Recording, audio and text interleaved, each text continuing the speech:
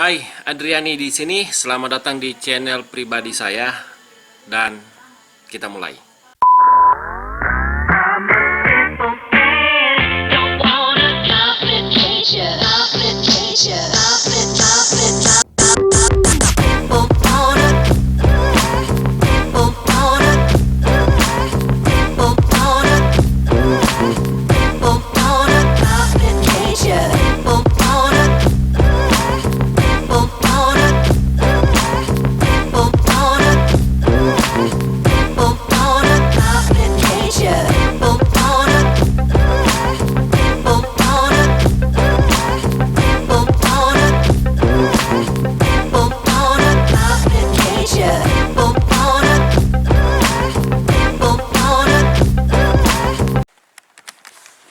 Hari ini kita akan membahas dua materi mata kuliah. Pertama itu berkaitan dengan sosiologi bisnis, dan yang kedua metode penelitian sosial kualitatif. Dan kita akan mulai dari sosiologi bisnis.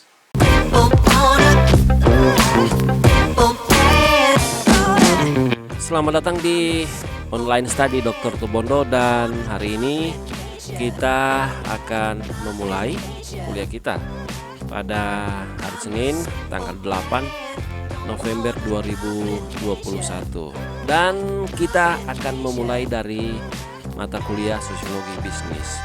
Jadi kita akan mengawali dari pengertian bisnis. Pengertian tersebut, pengertian dari ilmu bisnis, juga menjelaskan seluruh aktivitas ekonomi dan termasuk pendekatannya. Bisnis merupakan sebuah usaha di mana setiap orang atau kelompok intinya harus memiliki jiwa spekulatif yang tinggi, siap untung dan siap rugi. Bisnis tidak hanya tergantung dengan modal uang, tetapi banyak aspek yang mendukung terlaksananya sebuah bisnis. Dan mengenai ini sudah saya jelaskan pada konten sebelumnya. Perlu diketahui bahwa ilmu bisnis ini yang utama. Jadi mahasiswa harus mengetahui bahwa ilmu bisnis bukan kajian disiplin. Sekali lagi saya katakan, ilmu bisnis bukan kajian disiplin atau kajian yang hanya bertumbuh dan berkembang atau dibesarkan dalam ilmu ekonomi. Ilmu bisnis sendiri merupakan salah satu kajian interdisiplin. Artinya, beberapa ilmu pengetahuan antara lain sosiologi sangat berpengaruh atau berkontribusi dalam eksistensi ilmu bisnis. Yap, seperti yang sedang kita diskusikan saat ini, sosiologi bisnis. Jika sebelumnya di konten online study kita disuguhkan dengan beberapa hal, antara lain mengenai potensi sumber daya alam di sekitar kantor camat Pamona Timur. Dan tentang potensi sumber daya alam itu salah satu penunjang bisnis bisa berkembang atau tidak. Jadi di sini maksudnya begini. Mengenai potensi sumber daya alam, selain dari menyangkut kepemilikan, ada hal lain yang sangat menentukan bisa berkembang atau tidak suatu bisnis, yaitu bagaimana potensi itu, apa yang dimiliki itu dikelola dengan baik. Ya, kalau pengelolaannya kurang baik, maka otomatis walaupun kita memiliki aset berupa potensi sumber daya alam, maka yang akan terjadi bisnis tidak berkembang dengan baik karena pengelolaannya. Jadi di sini yang ingin saya tekankan, selain dari menyangkut kepemilikan, maka itu didukung oleh bagaimana yang kita miliki itu dikelola. Oke, saya rasa sudah fix di sini. Kemudian kita juga bisa melihat tingkat kepadatan suatu wilayah, misalnya pertumbuhan pemukiman. Pernah juga kita membahas studi kasus manajemen geospasial. Maksud saya di sini kita kaitkan mata kuliah kita dengan studi kasus manajemen geospasial Dan saya menunjukkan kawasan aset pemerintah Kabupaten Poso di sekitaran panorama ekowisata Hutan Pinus Tentena. Nah, kalau kita kaitkan dengan pemikiran Adam Smith tentang modal produksi, maka lahan atau dalam hal ini sumber daya alam merupakan bagian terpenting dari aktivitas ekonomi. Tapi sedikit berbeda jika kita membahas ilmu bisnis. Di ilmu bisnis, modal produksi dianggap sebagai aset pelengkap. Sekali lagi, modal produksi dianggap sebagai aset pelengkap. Dan bagian utama itu ialah sistem dari lingkungan bisnis itu sendiri. Kemudian dianggap sebagai kekuatan utama dari dunia bisnis. Sistem dari lingkungan bisnis akan mendukung dan memperkuat aset-aset pelengkap yang dimiliki seseorang atau sekelompok orang. Mengenai ini nanti kita bahas lebih lanjut di sesi ini.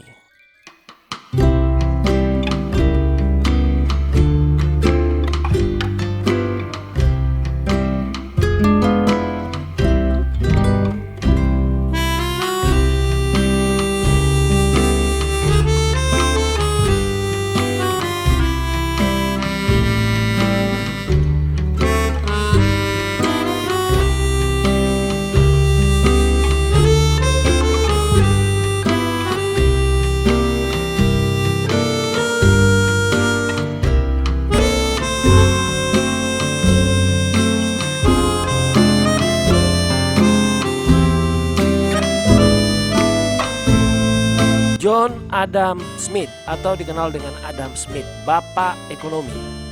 Dia merupakan ahli ekonomi klasik dan bapak yang mempelopori sistem ekonomi kapitalisme.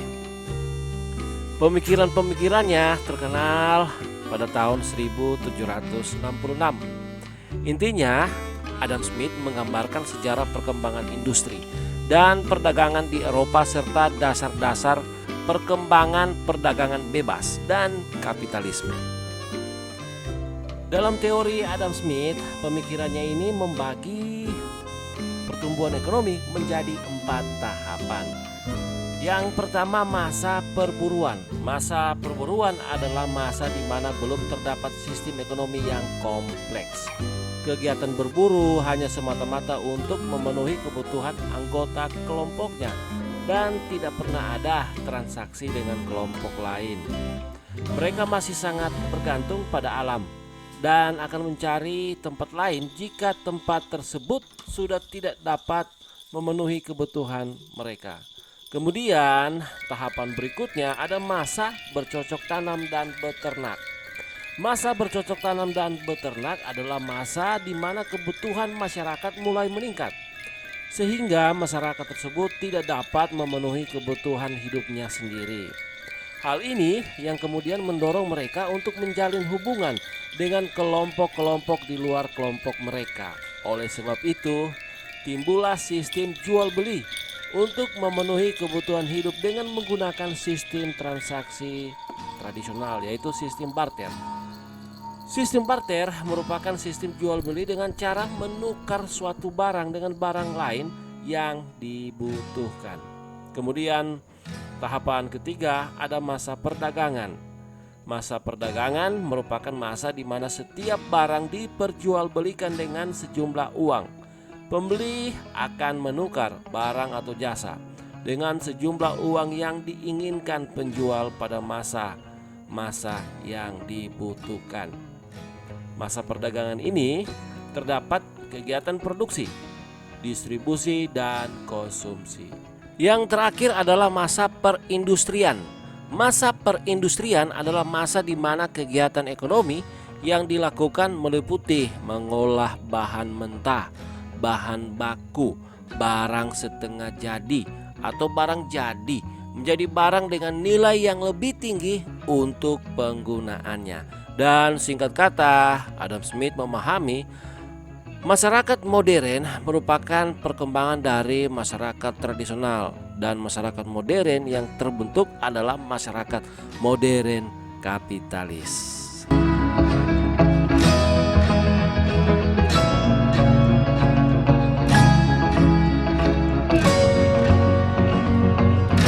Masih berkaitan dengan pemikiran Adam Smith, ada dua proses yang katanya itu dapat mempengaruhi pertumbuhan ekonomi, yaitu proses pembagian kerja atau kemudian dikenal dengan spesialisasi. Pembagian kerja merupakan awal permulaan pertumbuhan ekonomi karena mampu meningkatkan daya produktivitas tenaga kerja. Pembagian kerja tersebut tidak lepas dari faktor-faktor pendorong seperti meningkatnya keterampilan pekerja dan penemuan mesin yang hemat tenaga. Pembagian kerja ini akan terjadi jika tahap pembangunan telah menuju sistem perekonomian modern kapitalis. Sebab pada sistem perekonomian modern kapitalis, kompleksitas aktivitas ekonomi dan kebutuhan hidup mengharuskan masyarakat tidak lagi melakukan pekerjaan secara sendiri, namun lebih ditekankan untuk menggeluti bidang tertentu. Kemudian ada proses selanjutnya dinamakan proses pemupukan modal. Pemupukan modal merupakan proses yang memegang peranan penting dalam pertumbuhan ekonomi. Dan bahkan Adam Smith menekankan bahwa pemupukan modal harus dilakukan terlebih dahulu daripada pembagian kerja. Pemupukan modal menentukan cepat atau lambatnya pertumbuhan ekonomi yang terjadi pada suatu negara. Pemupukan modal dan investasi sangat bergantung pada perilaku menabung masyarakat. Sementara di sisi lain, kemampuan menabung masyarakat ditentukan oleh kemampuan menguasai dan mengeksplorasi sumber daya yang ada. Artinya, menurut teori ini, orang yang mampu menabung adalah kelompok pengusaha dan tuan tanah. Menurut Smith, pertumbuhan ekonomi akan terjadi secara simultan dan memiliki keterkaitan satu dengan yang lain apabila timbul peningkatan kinerja pada suatu sektor. Peningkatan kinerja sektor akan meningkatkan daya tarik pada pemupukan modal, mendorong kemajuan teknologi, meningkatkan pembagian kerja atau dalam hal ini spesialisasi, dan memperluas pasar. Pemikiran sebelumnya sangat penting bagi kita untuk bisa memahami pijakan dasar dari sosiologi bisnis. Artinya begini, mau atau tidak mau, teman-teman di sosiologi harus mencoba memahami pemikiran Adam Smith.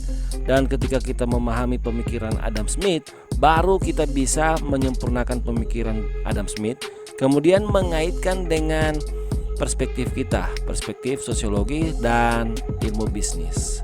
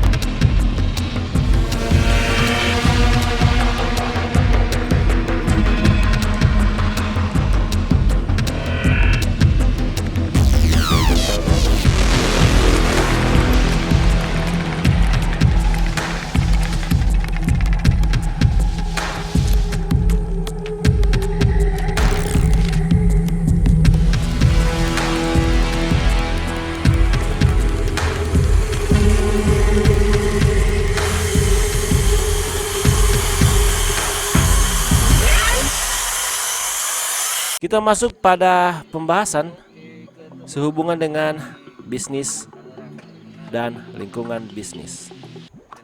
Dengan mengawali suatu pemikiran bahwa kegiatan-kegiatan yang dilakukan masyarakat berkaitan dengan bisnis itu memerlukan pengelolaan yang efektif dan efisien.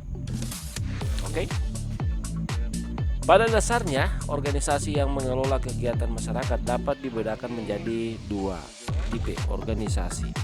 Yang pertama itu organisasi profit atau kita kenal dengan organisasi bisnis, dan organisasi non-profit. Dan kedua organisasi ini berbeda bentuknya. Kalau itu organisasi non-profit, maka kegiatannya juga kegiatan non-profit dan berorientasi pada tujuan sosial serta tidak mencari keuntungan secara finansial. Misalnya organisasi non-profit itu contoh LSM, lembaga swadaya masyarakat, atau bisa juga itu lembaga bantuan hukum, dan masih banyak contoh lagi. Kegiatan bisnis merupakan proses kegiatan yang dilakukan oleh individu atau kelompok, dan ada beberapa tahapan itu. Yang pertama ada proses penciptaan, kemudian ada pertukaran kebutuhan dengan tujuan untuk memperoleh keuntungan, khususnya berkaitan dengan finansial. Organisasi bisnis merupakan suatu sistem yang terdiri dari berbagai subsistem yang meliputi input, proses, dan output. Organisasi bisnis juga tidak dapat dipisahkan dari sistem yang lebih besar berupa sistem ekonomi yang berkembang secara langsung ataupun tidak langsung. Kemudian seluruhnya berpengaruh pada organisasi bisnis. Oke, teman-teman bisa memahami sampai di sini. Dapat dikatakan bahwa sistem ekonomi berpengaruh pada organisasi bisnis. Dalam organisasi bisnis terdapat stakeholder, pemangku-pemangku kepentingan, yaitu pihak-pihak yang secara langsung maupun tidak langsung berhubungan dengan suatu organisasi. Stakeholder primer merupakan pihak-pihak yang secara langsung dipengaruhi oleh kebijakan ataupun aktivitas organisasi. Sedangkan stakeholder sekunder merupakan pihak-pihak yang tidak secara langsung terpengaruh dalam kegiatan atau menyangkut kegiatan dari organisasi bisnis. Seperti apa pihak-pihak dalam pengelolaan bisnis? Berdasarkan tingkatan kepentingan dan keterlibatan dalam aktivitas bisnis, sumber daya manusia atau ini berkaitan dengan pihak-pihak yang terlibat atau berperan dalam pengelolaan bisnis dikategorikan menurut fungsi atau kapasitasnya. Yang pertama ada pemilik modal, yoi coy. Pihak-pihak yang menyediakan dana sehingga kegiatan operasional atau dalam hal ini kegiatan teknis dan aktivitas organisasi dapat berjalan dengan lancar. Kemudian ada manajer, orang-orang yang memiliki tanggung jawab untuk menjalankan dan mengelola organisasi bisnis sehingga akan mencapai tujuan yang direncanakan oleh pemilik modal. Kemudian ada pihak yang ketiga adalah tenaga kerja, merupakan pengelola proses produksi perusahaan untuk memenuhi kebutuhan dan keinginan konsumen akan produk yang berkualitas. Dan yang terakhir ada konsumen. Konsumen merupakan pengguna produk yang dihasilkan oleh organisasi bisnis.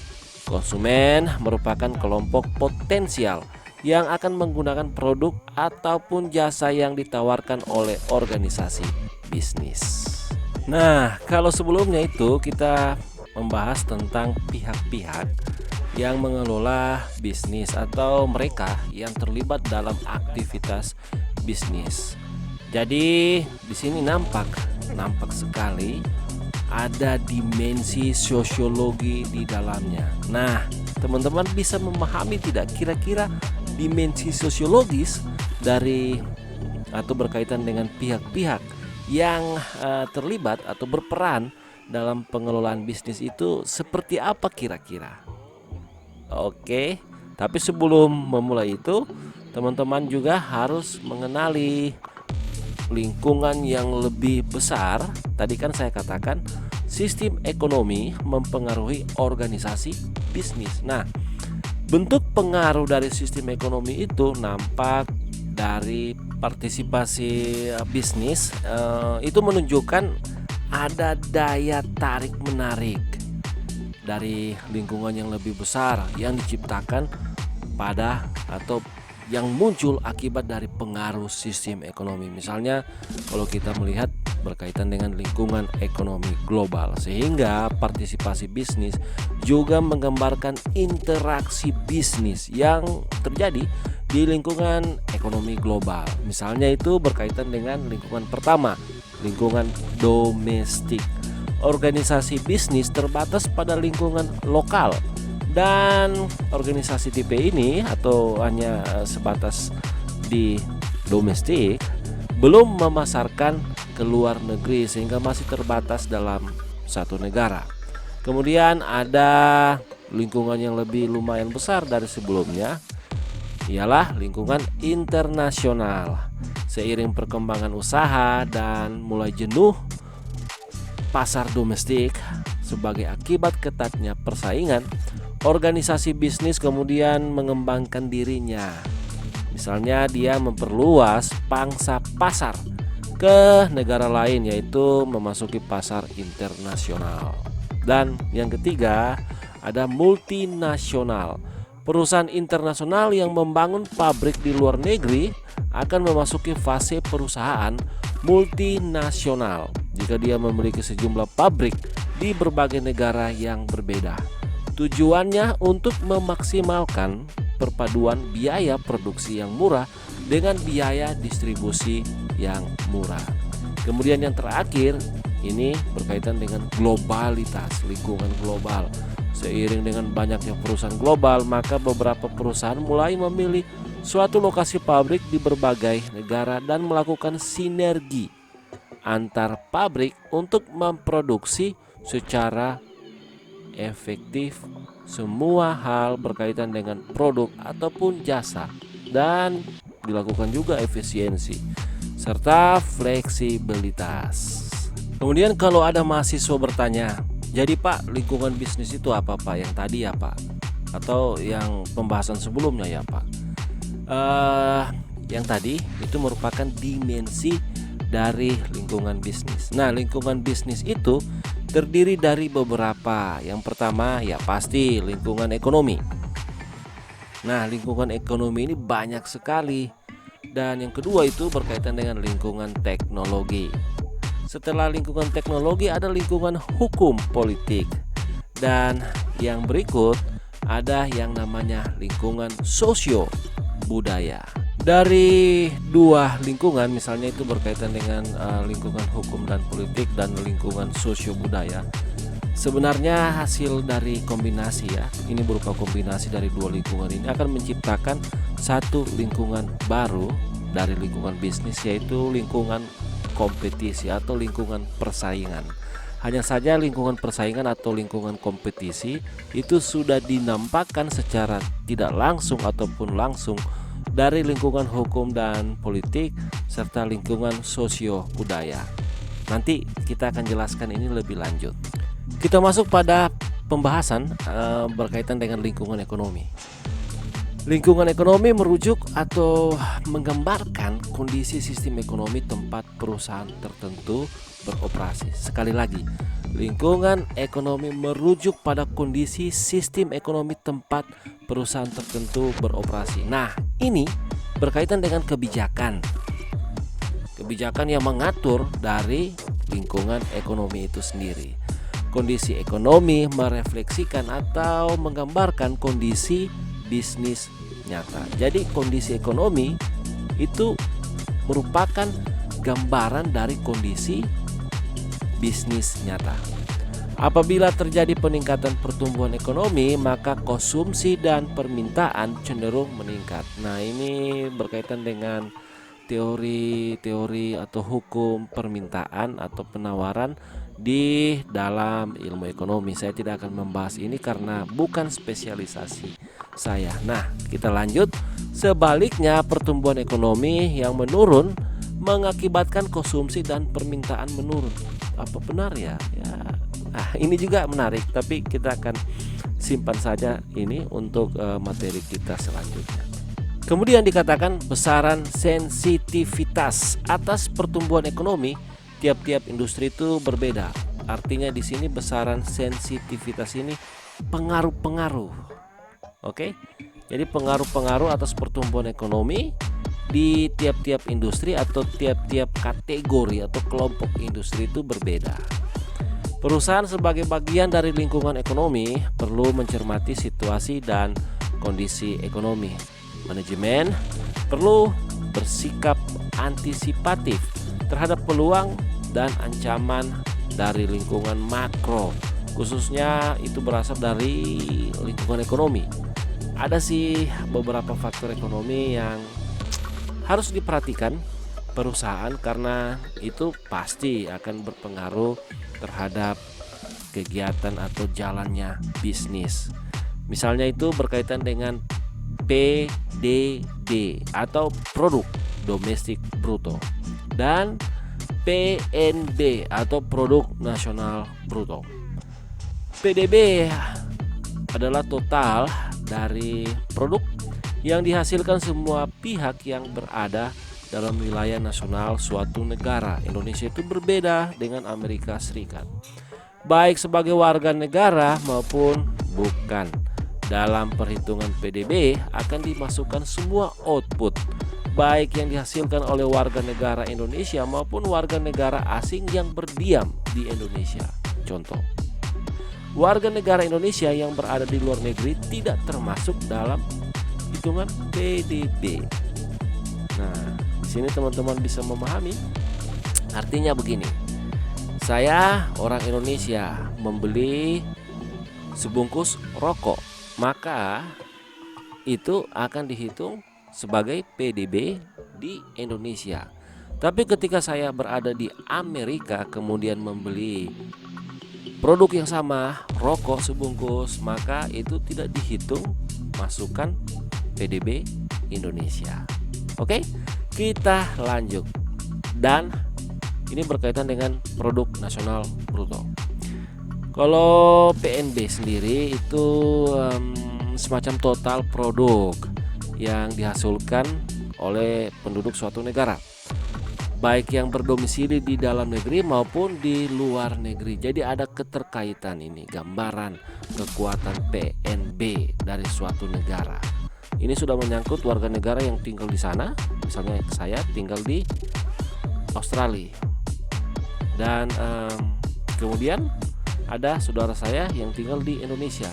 Dua bagian ini akan dihitung sebagai total produk yang dihasilkan oleh penduduk suatu negara. Saya memiliki warung dan seterusnya di Australia. Saudara saya juga memiliki warung dan seterusnya di Indonesia. Ini akan dihitung. Dalam perhitungan PNB akan dimasukkan semua output yang dihasilkan seluruh warga negara Indonesia, entah yang tinggal di Australia contoh ataupun yang tinggal di Indonesia. Output warga negara asing, nah ini lain lagi. Output warga negara asing tidak termasuk dalam perhitungan PNB, produk nasional bruto. Kemudian singkatnya, lingkungan ekonomi dalam keterkaitan dengan apa yang saya sampaikan itu merupakan atau menunjuk ukuran-ukuran. Nah, ukuran-ukuran seperti apa? Ukuran-ukuran untuk melihat suatu negara itu sangat luar biasa pertumbuhan atau perkembangan ekonominya. Ini yang ditampakkan dari lingkungan ekonomi. Nah, kemudian selanjutnya itu lingkungan ekonomi juga akan menggambarkan secara visual tingkat pengangguran. Kita kembali lagi untuk mengetahui apa yang namanya pengangguran. Pengangguran adalah tingkat tidak adanya pekerjaan bagi orang yang secara aktif mencari pekerjaan dalam suatu sistem ekonomi. Panjang sekali penjelasannya. Intinya ya mereka yang tidak bekerja, singkatnya seperti itu. Dan ya mereka tidak bekerja karena tidak memperoleh peluang seperti apa? Peluang yang dihasilkan atau dimunculkan dari sistem ekonomi. Bila tingkat pengangguran rendah, berarti kurang tersedianya tenaga kerja untuk direkrut oleh bisnis. Ketika bisnis bersaing satu sama lain untuk mendapatkan tawaran tenaga kerja yang tersedia, bisnis menaikkan upah yang ingin mereka bayar. Jika upah terlalu tinggi, bisnis akan menanggapi dengan mempekerjakan lebih sedikit pekerja. Akibatnya pengangguran meningkat. Ini pengaruh juga ini ya dalam dunia bisnis. Seperti yang telah saya sampaikan tadi, sistem ekonomi mempengaruhi dunia bisnis. Kemudian istilah selanjutnya, istilah yang sangat familiar, inflasi, adalah suatu proses meningkatnya harga-harga barang secara umum dan terus-menerus tetap berlangsung. Dengan kata lain, inflasi juga merupakan proses menurunnya nilai mata uang secara kontinu. Inflasi berdampak terhadap menurunnya daya beli dan konsumsi masyarakat. Penyebab inflasi dapat dibedakan menjadi beberapa bagian, dua bagian, yaitu berkaitan dengan yang pertama, market power inflation, tingginya harga yang diakibatkan oleh tingginya biaya. Kemudian ada poin yang kedua, demand pull inflation, tingginya harga disebabkan oleh kuatnya permintaan pelanggan atas produk. Selain inflasi, dapat digolongkan menjadi dua lagi, yaitu inflasi yang berasal dari dalam negeri dan inflasi yang berasal dari luar negeri. Dan ini saling tarik menarik juga, saling mempengaruhi aktivitas atau dunia bisnis. Dan selanjutnya masih di seputar lingkungan ekonomi ada suku bunga. Permintaan atas barang dan jasa juga dipengaruhi oleh faktor suku bunga. Peningkatan suku bunga cenderung merubah pola konsumsi. Konsumsi cenderung menurun dan menabung cenderung meningkat. Dari sisi perusahaan, peningkatan suku bunga mendorong biaya meningkat dan pada akhirnya harga jual juga meningkat. Nah, kita masuk di lingkungan teknologi. Di sini perlu dipahami pengertian teknologi merujuk pada semua cara yang digunakan perusahaan untuk menciptakan nilai bagi konstituen mereka, termasuk pengetahuan manusia, metode kerja, peralatan fisik, elektronik, dan media komunikasi. Ada dua kategori umum dari teknologi yang berhubungan dengan bisnis. Yang pertama itu teknologi produk dan jasa. Yang kedua itu teknologi proses bisnis. Kita masuk pada lingkungan hukum politik. Lingkungan ini mencerminkan hubungan antar bisnis dan pemerintah. Jadi ada ya tidak jauh berbeda juga ya. Ada tarik menarik. Oke. Biasanya dalam bentuk regulasi pemerintah. Regulasi yang dimaksudkan di sini yang pertama itu menyangkut kebijakan. Kebijakan ini yang intinya bersifat umum. Dan ada yang namanya peraturan. Peraturan merupakan turunan dari kebijakan. Kebijakan ini bersifat abstrak. Produk dari kebijakan adalah undang-undang. Oke? Ya, kita lanjut. Sistem hukum itu sangat menentukan apa yang dapat dilakukan dan tidak dapat dilakukan. Ada legal standing ya, seperti itu, ada legal standing oleh organisasi bisnis. Jadi ada legal standing yang harus diikuti oleh organisasi bisnis. Selain itu, berbagai perwakilan pemerintah mengatur bidang-bidang penting seperti praktek periklanan, pertimbangan keamanan dan kesehatan, serta standar perilaku yang dapat diterima. Sentimen pro atau anti bisnis dalam pemerintah dapat mempengaruhi lebih lanjut kegiatan bisnis. Selama periode sentimen pro bisnis itu ada, perusahaan lebih mudah bersaing dan tidak perlu memperhatikan isu antitrust. Sebaliknya, selama periode sentimen anti bisnis, perusahaan mengalami kegiatan persaingan lebih dibatasi. Faktor lain yang dijadikan pertimbangan perusahaan-perusahaan internasional adalah stabilitas politik. Tidak ada bisnis yang ingin membuka perusahaan di negara lain kalau hubungan dagang dengan negara tersebut tidak stabil. Kemudian yang terakhir, lingkungan sosiobisnis. Lingkungan sosial mencakup kebiasaan, adat istiadat, nilai, dan karakteristik demografik dari masyarakat di mana sebuah organisasi beroperasi. Proses dari sosio budaya menentukan barang dan jasa serta standar perilaku bisnis yang dihargai dan diterima masyarakat. Pilihan dan selera pelanggan bervariasi sepanjang dan dalam batas-batas nasional. Pilihan dan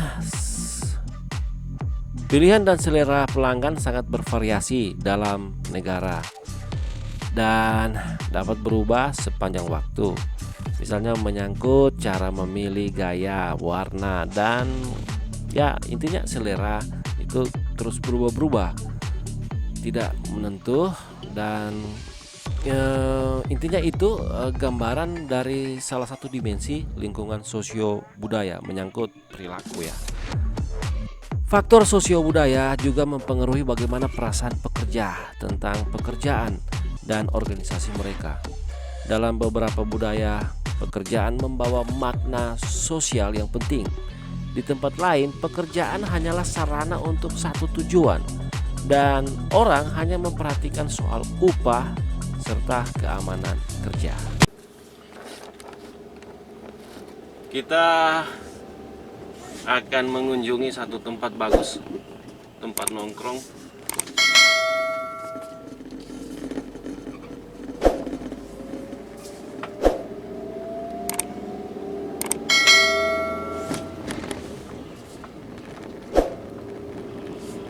Di bagian Yosi,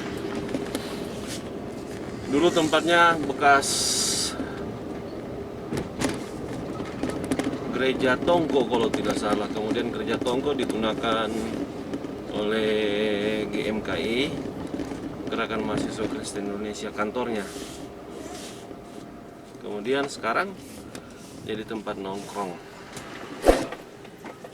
Kita akan ke sana. Dan kita sudah masuk di area ini.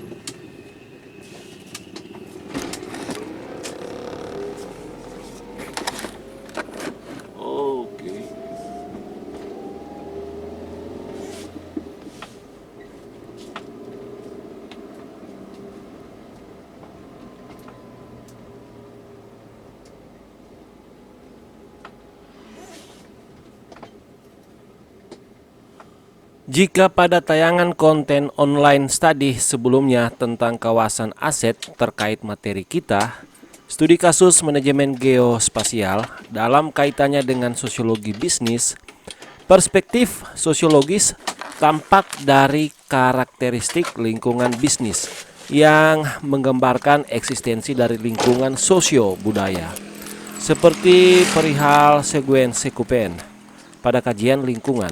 Seguen Sekupen diartikan secara harfiah sebagai wajah alam dalam sosio budaya.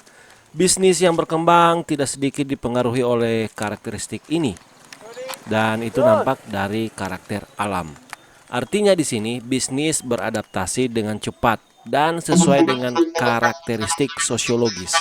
Jika suatu wilayah memiliki potensi berupa laut atau danau, karakter sosiologis yang nampak adalah perilaku sosio budaya masyarakat pinggiran laut atau pinggiran danau.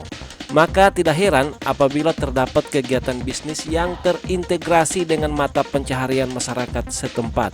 Misalnya kuliner, pasokan ikan dari nelayan, dan dijumpai banyak perahu di pinggiran laut atau danau, dan atau umumnya aktivitas keseharian para nelayan menambah nilai eksotis kegiatan bisnis yang terintegrasi atau berada di kawasan dari aktivitas nelayan.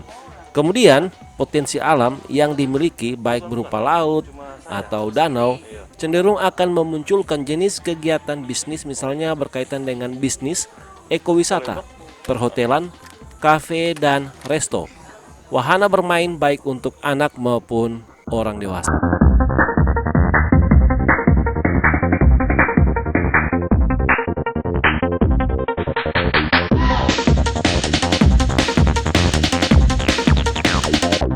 Potensi sumber daya alam Indonesia sejak awal hingga sekarang ini begitu menarik perhatian negara lain. Hal ini dibuktikan dengan banyaknya negara masuk di Indonesia untuk menjajah. Sebelum negara kita dinamakan Indonesia atau masih dengan nama Nusantara, hingga sudah menggunakan nama Indonesia. Ditemukan setidaknya ada 6 negara yang pernah menjajah Indonesia. Pertama, Portugis. Diperkirakan menjajah Indonesia sejak tahun 1509 sampai dengan tahun 1595. Kedua, ada Spanyol. Diperkirakan menjajah Indonesia sejak tahun 1521 sampai dengan 1692. Ketiga, ada Belanda. Adalah negara yang terlama menjajah di Indonesia sejak tahun 1602 sampai dengan 1942. Kemudian ada versi lain berupa temuan penelitian bahwa Belanda telah menjajah Indonesia pada tahun 1595 hingga tahun 1945. Keempat, Prancis. Diperkirakan menjajah Indonesia sejak tahun 1806 sampai dengan 1811. Kelima, Inggris. Diperkirakan menjajah Indonesia sejak tahun 1811 sampai dengan 1816. Dan terakhir ialah Jepang. Negara ini diperkirakan menjajah Indonesia sejak tahun 1942 sampai dengan 1945. Sebagai bekas negara jajahan, kemungkinan besar negara-negara yang pernah menjajah Indonesia tidak menaruh fokus pada proses pelembagaan kawasan aset menjadi miliknya di era penjajahan. Terlebih Belanda sebagai negara terlama menjajah Indonesia tidak menaruh perhatian pada pelembagaan kawasan aset untuk menjadi miliknya. Negara-negara yang pernah menjajah Indonesia hanya menaruh perhatian pada potensi sumber daya alam yang dimiliki Indonesia dan bukan pada usaha pelembagaan kawasan aset. Negara-negara yang dimaksudkan hanya mendirikan organisasi-organisasi bentukan, misalnya perbankan dan atau organisasi bisnis lainnya. Dan setelah Indonesia merdeka, kita hanya bisa melakukan nasionalisasi pada lembaga-lembaga yang pernah dimiliki negara-negara yang menjajah di Indonesia, seperti Bank Indonesia. Tidak heran nasionalisasi tidak berjalan pada kawasan aset berupa lahan, sehingga kawasan aset milik negara, dalam hal ini pemerintah, terbilang terbatas dan jauh lebih besar kawasan aset yang dimiliki warga setempat.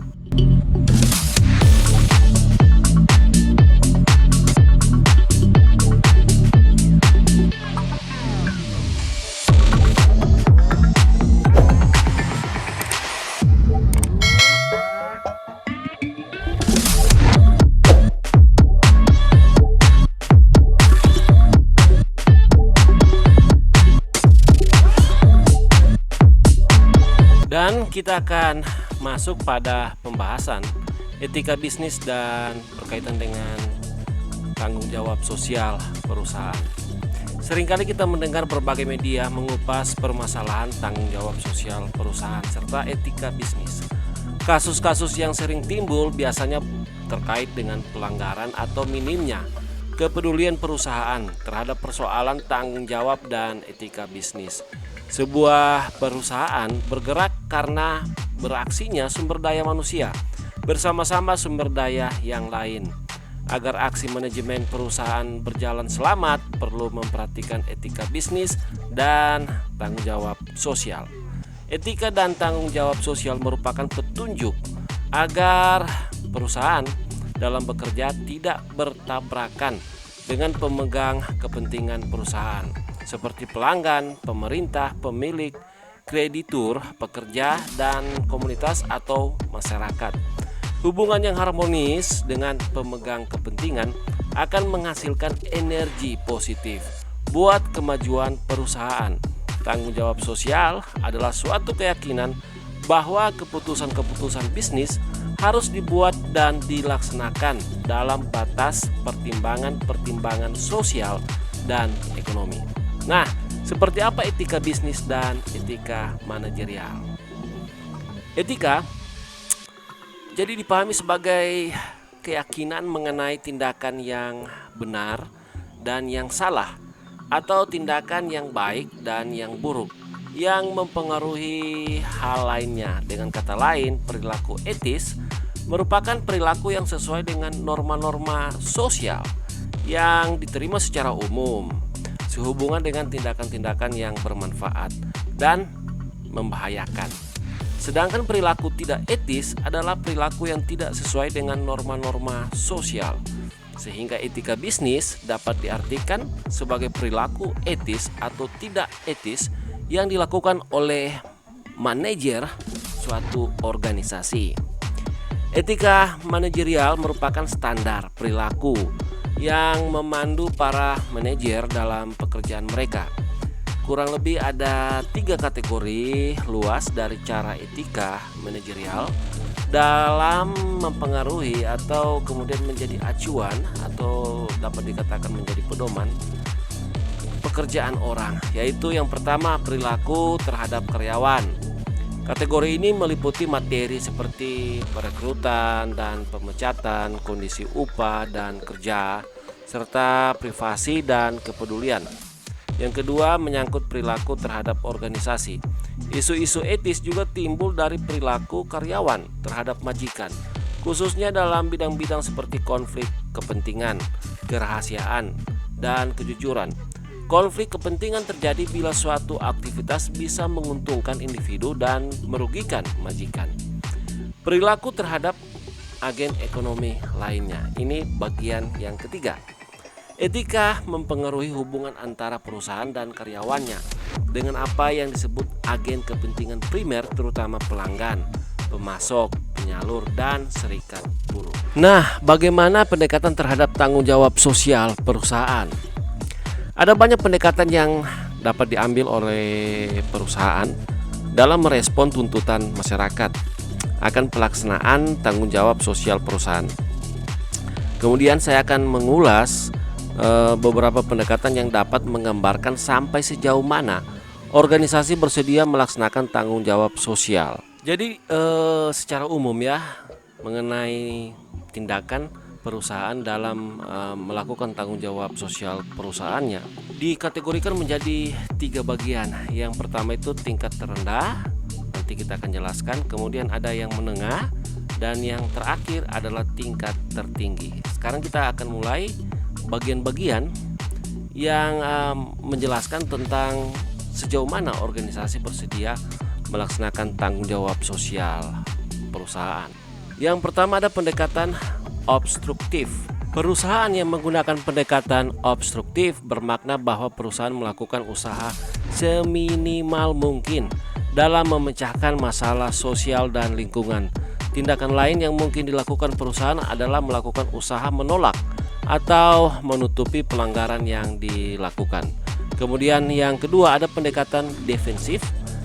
Bentuk tanggung jawab sosial dengan pendekatan ini ditandai dengan perusahaan yang hanya memenuhi persyaratan hukum secara minimum atas komitmennya terhadap kelompok dan individu dalam lingkungan sosialnya. Akan tetapi perusahaan tidak akan lebih dari itu.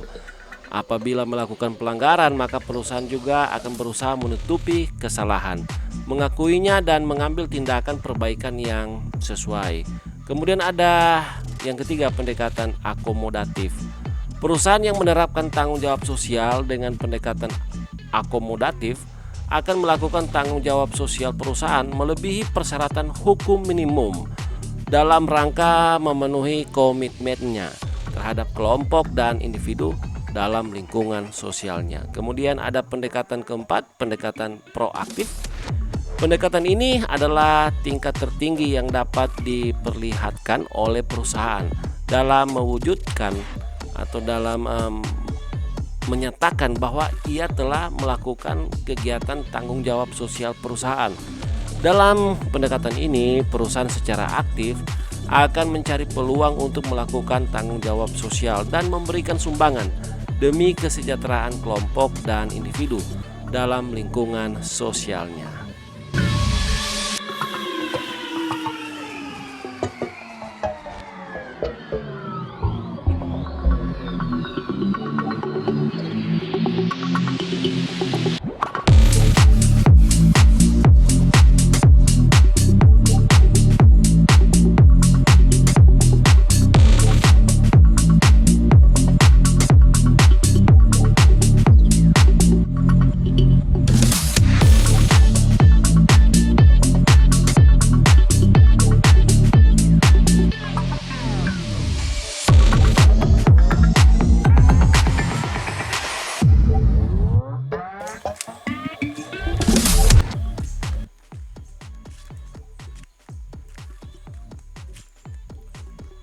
Kita masuk pada bidang-bidang tanggung jawab sosial perusahaan atau tanggung jawab sosial dari organisasi bisnis. Dengan segala keterbatasan, perusahaan tidak dapat melaksanakan tanggung jawab sosial di segala bidang. Sekali lagi, saya katakan, dengan segala keterbatasan, perusahaan tidak dapat melaksanakan tanggung jawab sosial di segala bidang. Oleh karena itu, ada berbagai pilihan opsional ya, maksudnya di sini, yang dapat dilakukan perusahaan untuk menunjukkan komitmen sosial mereka. Yang pertama, ada di bidang investasi dalam lingkungan masyarakat. Ini terdiri dari dua bagian. Yang pertama, keterlibatan perusahaan dengan lingkungan masyarakat. Cara yang dilakukan adalah perusahaan memanfaatkan produk-produk atau keahlian mereka untuk mengatasi permasalahan atau problematika sosial di masyarakat. Misalnya dalam persoalan kesehatan atau kelangsungan hidup. Contoh konkret yang terjadi dalam masyarakat, misalnya keterlibatan produsen obat nyamuk dalam usaha pemerintah untuk pemberantasan penyakit demam berdarah. Yang kedua, investasi dalam usaha kecil. Perlunya menyadari bahwa perekonomian yang sehat akan tercipta apabila usaha kecil dan besar saling mendukung dalam perekonomian. Dari kesadaran itulah banyak perusahaan besar yang membantu baik dalam sumber daya keuangan manusia maupun teknologi untuk membantu sektor usaha kecil dan menengah. Sebagai contoh, pemberian kredit lunak bagi usaha kredit menengah dan usaha kredit mikro oleh bank-bank nasional.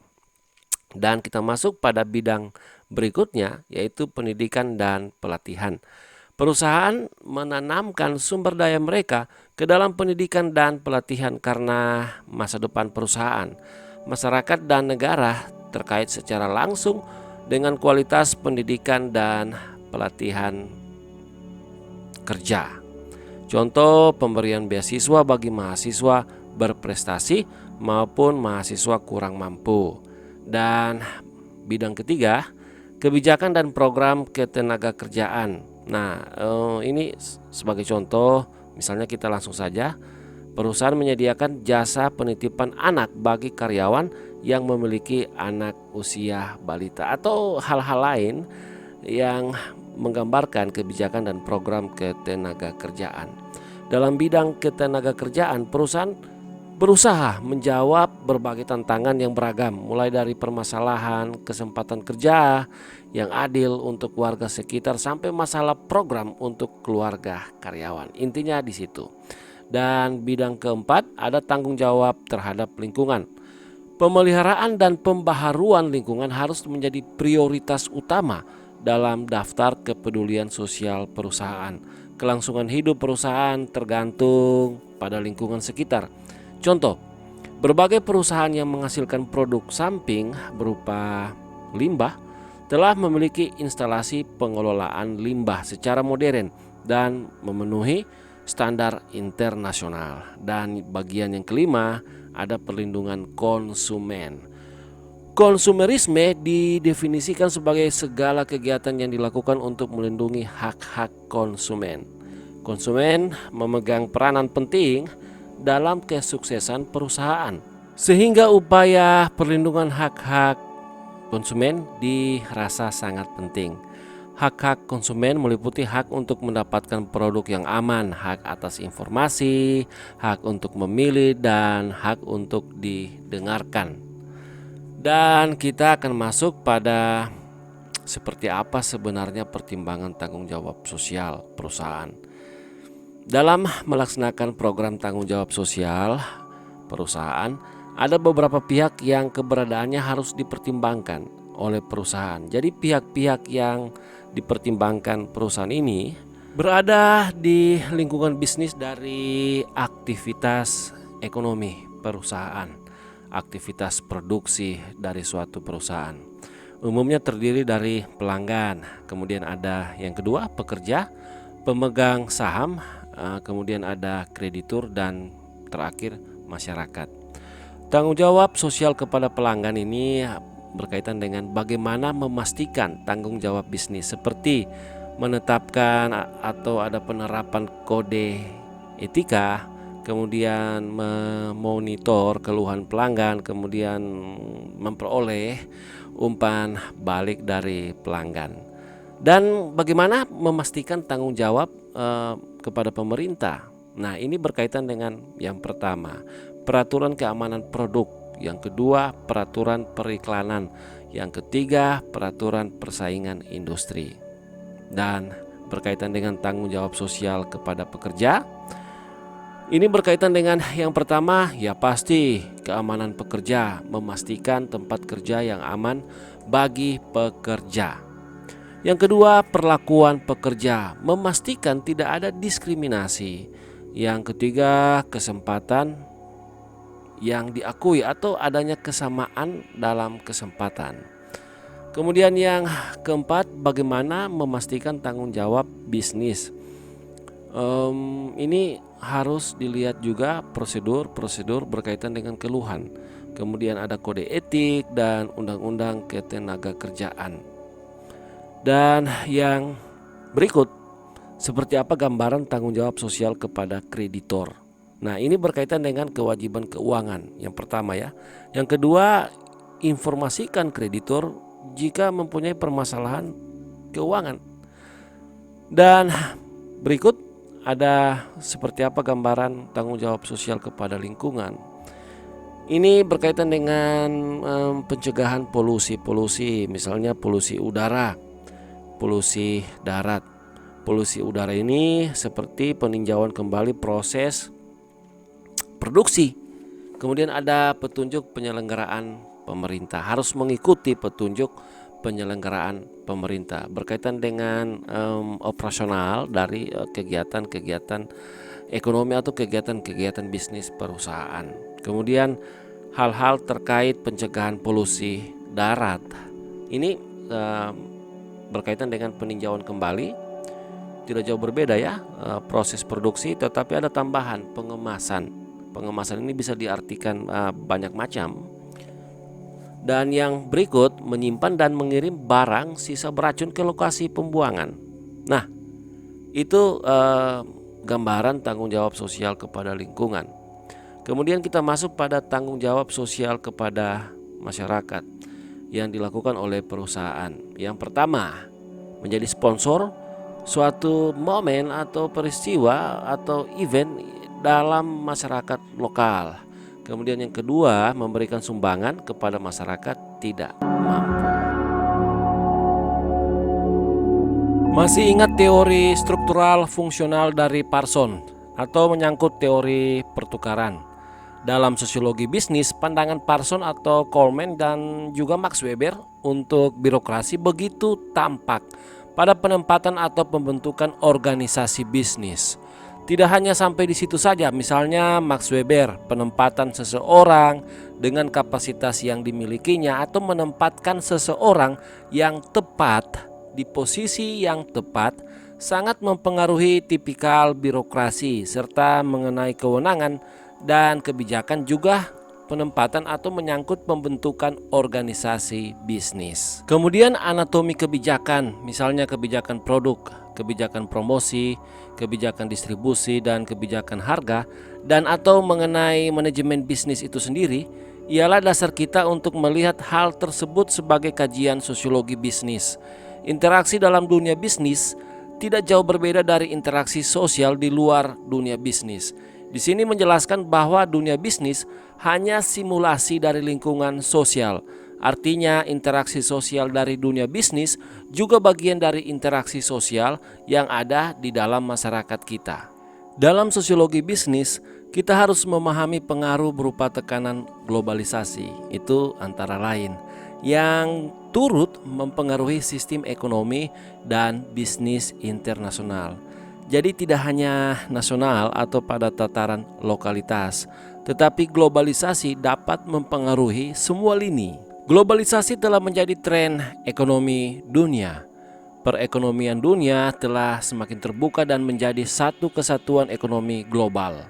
Globalisasi merupakan suatu kondisi saling tergantung dalam jaringan internasional yang meliputi transportasi, distribusi, komunikasi, dan ekonomi yang melampaui garis batas teritori suatu negara. Nah, masih ingat tidak teori jaringan dalam sosiologi?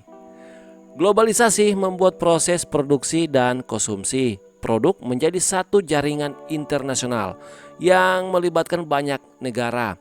Salah satu bentuk globalisasi ekonomi adalah terbentuknya perusahaan global yang semakin berkembang di ekonomi global seperti IBM, Coca-Cola, Sony, Toyota, dan masih banyak lagi.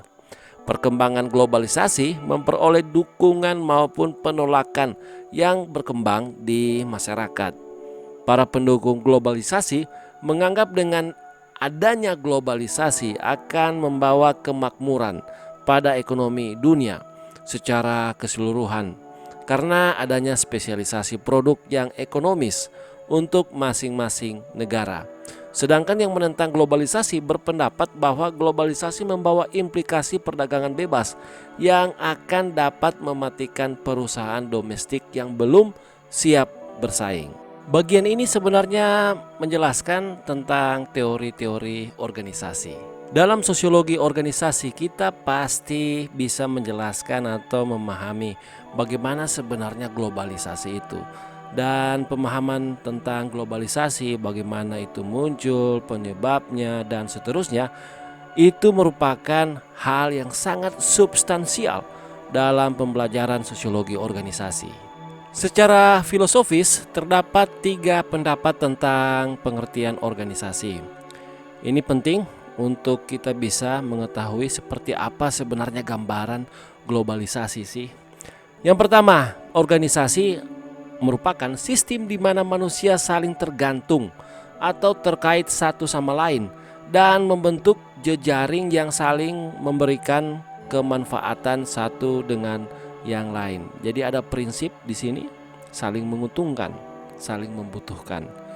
Yang kedua, organisasi adalah kerangka kerja bagi manajemen dalam bekerja. Artinya organisasi merupakan wadah, lembaga, atau kelompok fungsional ketika proses manajemen berlangsung. Organisasi semacam peta jalan atau bahasa kerennya itu roadmap bagi manajemen dan anggotanya untuk mencapai tujuan. Yang berikut, ketiga, organisasi adalah strategi kompleks yang melibatkan manusia yang didesain untuk mencapai tujuan yang telah ditetapkan. Sehingga organisasi merupakan wadah di mana sekumpulan orang diarahkan untuk tujuan-tujuan spesifik dari organisasi. Semakin lama organisasi berdiri, maka semakin kompleks hubungan antar manusia dan peralatan kerja yang ada di dalamnya. Jadi, di sini cukup jelas bagaimana sebenarnya pengaruh atau munculnya globalisasi itu. Dan globalisasi merupakan bentuk hubungan saling kait-mengait. Kemudian kalau seandainya ditanyakan, jadi Pak, bagaimana perspektif sosiologi khususnya itu ketika kita ingin menganalisis dalam kacamata sosiologi bisnis berkaitan dengan globalisasi Pak. Nah, jadi begini, kemarin kan kita juga sudah banyak membahas tentang teori pertukaran atau mungkin menyangkut pemikiran-pemikiran dari James Scott. Teman-teman bisa mempelajari lebih lanjut berkaitan dengan teori-teori pertukaran. Nah, kita bisa melihat dunia bisnis dari 3 level analisis kalau itu dikaitkan dengan teori organisasi dan teori-teori pertukaran. Yang pertama itu kita bisa memahaminya dari level atau menganalisisnya dari level sosial psikologis atau psikologi sosial. Yakni teori ini umumnya menaruh fokus pada hubungan individu dan antar personal atau individu dalam organisasi. Pada metode ini, pada kelompok teori ini, kemudian seseorang dapat menjelaskan bagaimana orang-orang di dalam organisasi tersebut saling berhubungan untuk mencapai tujuan masing-masing. Ya, seperti IBM lah, seperti Coca-Cola. Ada Coca-Cola di Amerika, kemudian masuk di Indonesia dan seterusnya. Jadi kita bisa melihat itu dari level sosial psikologis atau psikologi sosial. Kalau ingin kita mencoba memahami, memberikan gambaran berkaitan dengan sosiologi bisnis dalam kaitannya dengan globalisasi. Teman-teman juga bisa melakukan atau membuat analisis dari level struktural untuk menjelaskan bagaimana globalisasi ini muncul dan seperti apa pengaruhnya. Nah, ketika teman-teman memilih untuk level struktural, bagaimana menganalisisnya, maka teman-teman harus memahami teori organisasi pada kategori ini, pada cara menganalisis di level struktural. Teori organisasi yang menaruh fokus pada organisasi secara umum dan subdivisi dari organisasi seperti misalnya itu berkaitan dengan departemen, tim, dan masih banyak lagi. Pada kelompok teori ini kita bisa menjelaskan bagaimana hubungan antar unit dalam organisasi, departemen, bagian, seksi, dan masih banyak lagi saling berkaitan untuk mencapai tujuan-tujuan dari unit-unit tersebut. Nah, bagian yang terakhir ini yang paling penting. Bagian yang terakhir ini juga yang paling penting untuk menjelaskan, untuk menggambarkan kekuatan, bagaimana sebenarnya kekuatan globalisasi, bagaimana pengaruh globalisasi pada sistem ekonomi nasional, bahkan bisa mempengaruhi sistem ekonomi internasional. Nah, ini kita bicara soal analisis pada level makro. Dalam memahami karakter dari analisis level makro ini, maka teman-teman harus bisa memahami karakter dari teori organisasi. Teori organisasi yang lebih banyak menaruh analisa di level makro. Intinya teori organisasi tersebut menaruh fokus pada peran organisasi dalam hubungannya dengan organisasi dan komunitas lainnya. Pada level ini kita bisa menjelaskan bagaimana hubungan antar organisasi untuk mencapai tujuan masing-masing. Kita kembali lagi ke globalisasi. Kita akan mencoba untuk menjelaskan di sini bagaimana globalisasi itu muncul atau apa saja yang mendorong globalisasi muncul. Globalisasi muncul dan kemudian mempengaruhi sistem ekonomi dan juga menyangkut bisnis internasional, bahkan itu mempengaruhi ekonomi politik internasional, bukan hanya internasional ya, tapi tataran nasional juga turut dipengaruhi. Dia muncul akibat dari yang pertama itu pasti dorongan pasar. Pasar dunia merupakan pasar yang sangat potensial. Hal ini mendorong perusahaan untuk memasuki pasar internasional dan pasar global dan memperoleh keuntungan maksimal. Jadi ada dorongan pasar di sini yang kemudian akhirnya membentuk atau menyebabkan munculnya globalisasi. Kemudian yang kedua, dorongan biaya. Perusahaan global mencari negara-negara yang mampu memberikan biaya produksi suatu produk yang murah dan mengkombinasikan berbagai produk dari beberapa negara sehingga akan meminimalkan biaya produksi. Dorongan untuk meminimalkan biaya produksi ini mendorong banyak perusahaan untuk menjadi perusahaan global. Teman-teman mungkin masih ada atau masih ingat bagaimana komputer, laptop, khususnya laptop ya, itu bisa dijual dengan harga sekitar 1.900.000-an, 2.900.000-an.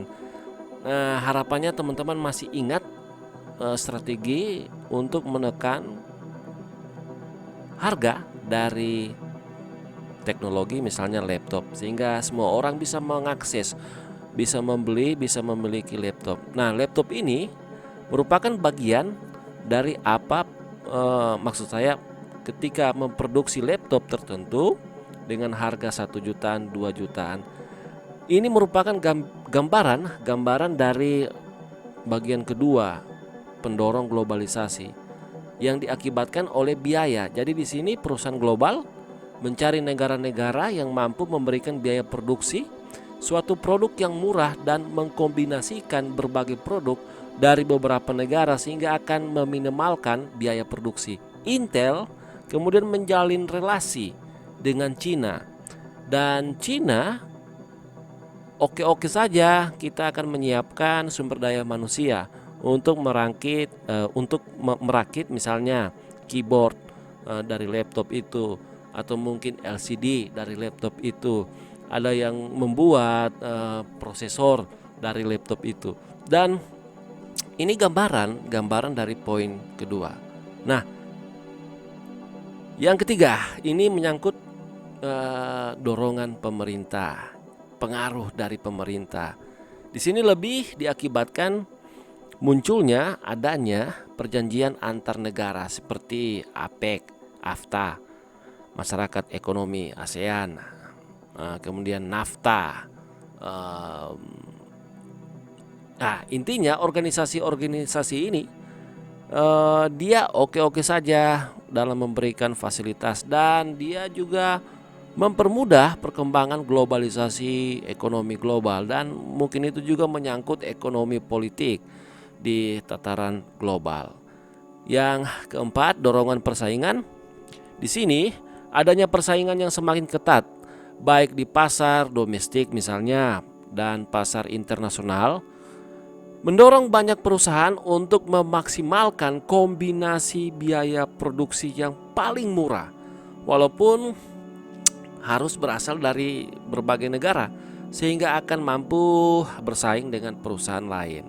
Dan yang kelima, faktor perkembangan teknologi dan informasi yang cepat mendorong semakin cepat globalisasi terjadi. Fasilitas transportasi yang cepat, internet, dan telepon menjadikan globalisasi berkembang dengan cepat. Ada 3 kunci bagi sosiologi untuk memahami faktor globalisasi, dan 3 kunci ini menjelaskan sosiologi merupakan satu kajian yang sangat familiar dengan globalisasi, sehingga kemudian dipikirkan kembali untuk mengembangkan atau membuat kajian baru sosiologi bisnis. Di sini yang pertama ya, untuk dipakai bagaimana sosiologi bisa memahami globalisasi. Yang pertama itu sosiologi melihat kedekatan. Kemajuan teknologi dan informasi semakin memperdekat jarak antar satu tempat dengan tempat yang lain. Ya, otomatis ini bagian dari pemahaman dunia sosiologi berkaitan dengan interaksi.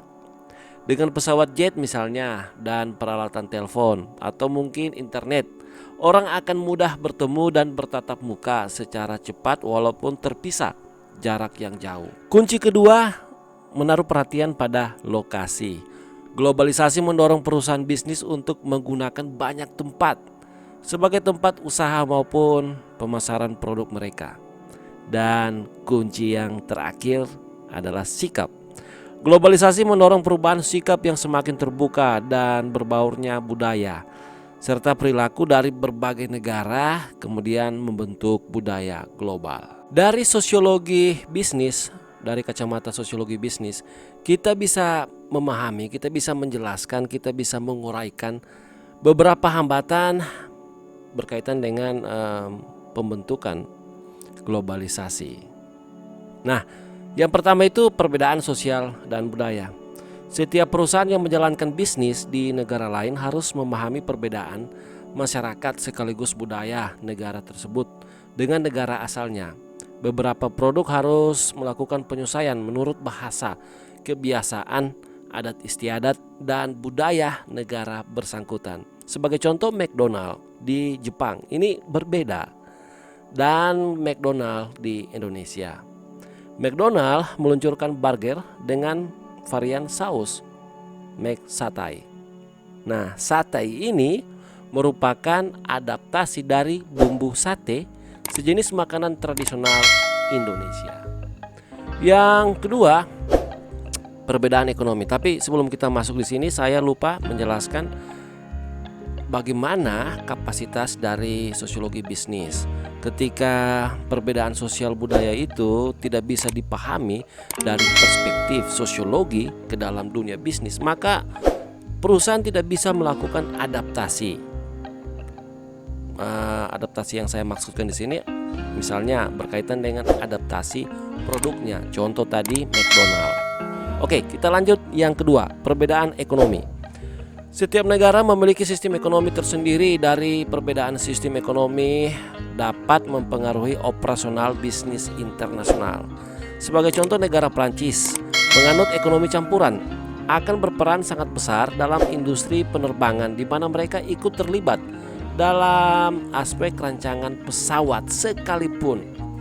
Di Indonesia sendiri yang menganut sistem ekonomi Pancasila, pemerintah tidak mengizinkan swasta asing untuk menguasai bisnis yang menguasai hajat hidup dan kepentingan orang banyak. Jadi ya ini dunia sosiologis, dan sosiologi dapat menyelesaikan masalah-masalah berkaitan dengan perbedaan ekonomi. Kita masuk yang ketiga, ini lagi sangat kental bagaimana kontribusi sosiologi ke dalam dunia bisnis. Perbedaan menyangkut yang ketiga, perbedaan hukum dan politik. Pemerintah suatu negara dapat mempengaruhi kegiatan bisnis internasional, ya, dalam beberapa hal. Mereka dapat menciptakan kondisi. Kondisi yang saya maksudkan di sini ialah persyaratan. Kondisi-kondisi tertentu, persyaratan-persyaratan tertentu untuk melakukan bisnis di wilayah hukum mereka, atau bahkan melarang suatu jenis bisnis atau suatu kegiatan bisnis di negaranya.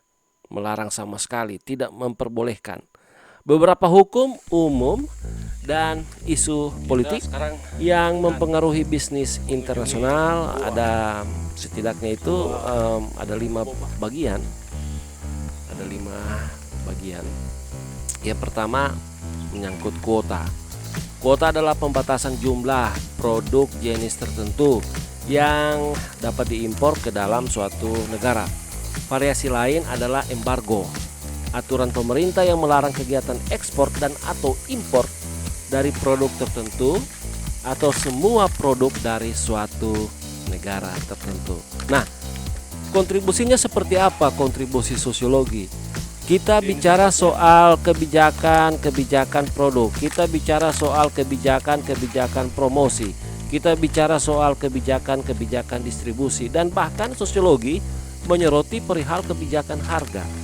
Itu dalam perspektif sosiologi kebijakan. Nah, berkaitan ini teman-teman bisa mempelajari lebih lanjut di buku cetak atau di internet. Kemudian yang kedua, berkaitan dengan tarif dan subsidi. Tarif adalah pajak yang dikenakan atas produk-produk impor. Penetapan tarif langsung mempengaruhi harga, karena harga barang impor menjadi lebih mahal Dan konsumen diharuskan tidak hanya membayar produk tetapi juga biaya tarif. Tarif dapat berwujud tarif pendapatan yang dikenakan sebagai sumber penerimaan bagi pemerintah. Ini kita bicara soal sosiologi kebijakan, perspektif sosiologi dalam kebijakan. Ataupun menyangkut tarif perlindungan yang bertujuan menghambat impor atas produk tertentu. Nah, kita kembali lagi tadi. Kontribusinya pada kontribusi sosiologi nampak dalam kebijakan harga atau menyangkut kebijakan distribusi. Oke, kita lanjut di sini. Mengenai tarif ya, kita masih membahas seputar tarif. Sementara subsidi ini berbeda tarif dan subsidi. Tapi dalam sosiologi itu dianggap satu kesatuan, hanya penjabarannya yang berbeda. Oke, sementara subsidi merujuk pada pembayaran pemerintah untuk membantu bisnis domestik bersaing dengan perusahaan asing. Subsidi diberlakukan untuk menurunkan harga barang dalam negeri. Oke, dan kita masuk pada bagian yang ketiga. Ini berkaitan dengan hukum kandungan lokal. Ya, tadi saya satukan, saya berikan, saya membuat penyatuan pembahasan tarif dan subsidi.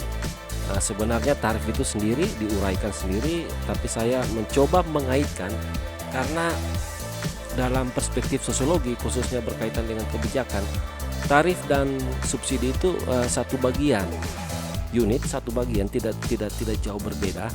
Hanya penjelasan teknisnya kemudian yang membedakan mana yang tarif dan mana yang dikategorikan sebagai subsidi. Jadi tadi uraiannya saya satukan. Kemudian kita masuk lagi yang ketiga, hukum kandungan lokal. Hukum ini menuntut bahwa produk-produk yang dijual di negara tertentu paling tidak sebagiannya dibuat di negara tersebut. Nah, saya sudah contohkan bagaimana kerjasama bisnis Intel, perusahaan terbesar komputer, dan bukan hanya soal komputer dia membuat itu, tapi software berkaitan dengan perangkat-perangkat yang sudah dia buat sendiri. Nah, Intel dia mencoba berpikir untuk menurunkan harga satu unit laptop yang bisa dipakai banyak orang. Kemudian akhirnya dia memutuskan untuk menjalin kerjasama dengan Cina. Nah, ketika melakukan kerjasama dengan Cina menawarkan keputusan mereka. Misalnya, Cina maunya produk Intel itu dibuat oleh warganya sendiri atau diproduksi di negaranya sendiri. Dan ini menunjuk pada pengaruh hukum kandungan lokal. Ada kaitannya dengan bargaining posisi. Dan kita lanjut di sini untuk bagian yang keempat. Ini sebenarnya bagian yang kelima, tapi karena seperti yang saya sudah jelaskan tadi, itu disatukan untuk tarif dan subsidi. Nah, bagian yang keempat ini, bagian yang terakhir, itu menyangkut hukum praktek bisnis. Perusahaan-perusahaan yang memasuki pasar internasional harus tunduk pada hukum praktik bisnis yang berlaku, yaitu undang-undang atau peraturan yang mengatur organisasi bisnis di suatu negara. Selain itu, seringkali suatu praktik bisnis yang legal di suatu negara bersifat ilegal untuk diterapkan di negara lain karena lingkungannya berbeda. Dua hal yang terkait ini diantaranya misalnya berkaitan dengan pembentukan kartel. Kartel ini asosiasi produsen untuk mengontrol pasokan dan juga harga, dan atau menyangkut dumping, tulisannya itu dumping, yaitu praktek menjual sebuah produk ke luar negeri dengan harga lebih rendah dari biaya produksi. Singkat katanya, saya ingin menjelaskan ini loh dunia sosiologi, ini loh besar pengaruh dari dunia sosiologi dalam aktivitas bisnis.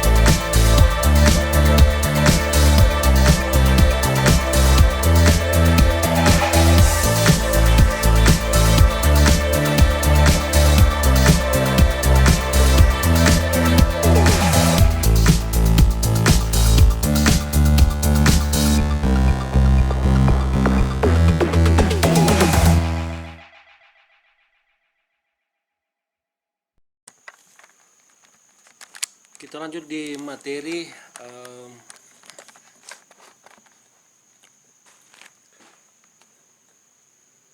untuk mata kuliah kita, metode penelitian sosial kualitatif. Jadi kemarin itu sudah 4 pertemuan. Kemudian pertemuan pertama itu kita membahas beberapa hal berkaitan juga dengan teknis pelaksanaan kuliah kita.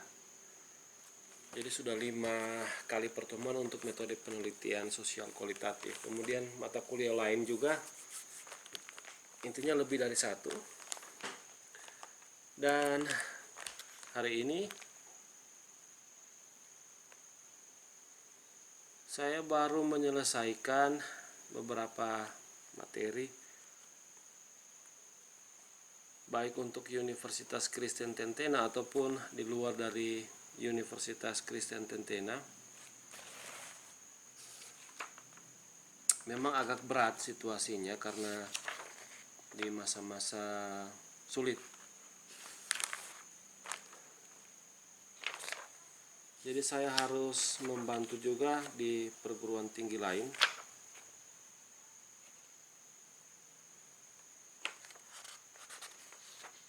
Dan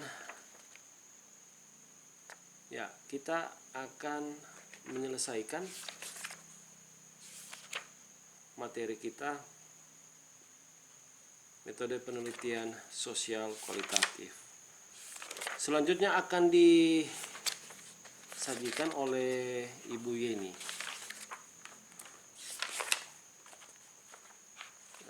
Ini hari Kamis 11 November. Ini baru kelihatan ya. Ini hari Kamis.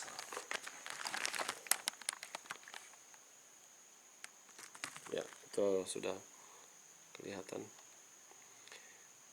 Hari Kamis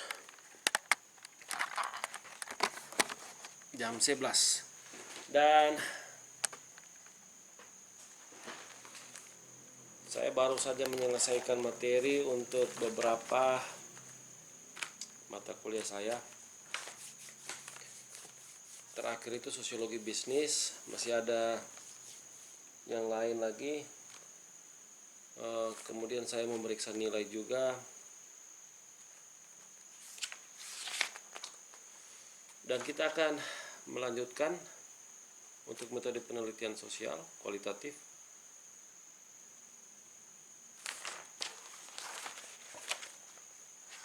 Itu sudah totalnya sudah 5 kali pertemuan. Mungkin